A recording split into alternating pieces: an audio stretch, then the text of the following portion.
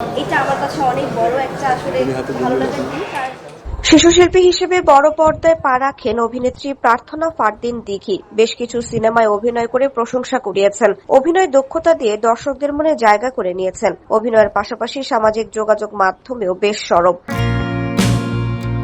সম্প্রতি নিজের সামাজিক যোগাযোগ মাধ্যমে একাধিক ছবি প্রকাশ করেছেন দিঘি। ছবিগুলোতে তাকে দেখা গেছে গাঢ় সবুজ রঙের আভিজাত্যপূর্ণ গাউনে। পোশাকে কালো নকশা ও রূপালী অলংকরণের সংযোজন তার পুরো স্টাইলকে দিয়েছে আলাদা মাত্রা। ফটোশুটে খোলা চুল, নিখুঁত মেকআপ ও আত্মবিশ্বাসী অভিব্যক্তিতে বেশ আকর্ষণীয় লাগছিল এই অভিনেত্রীকে। বিভিন্ন ভঙ্গিতে ক্যামেরা বন্দী হয়ে তিনি যেন নতুন এক দিঘিকেই তুলে ধরেছেন দর্শকদের সামনে।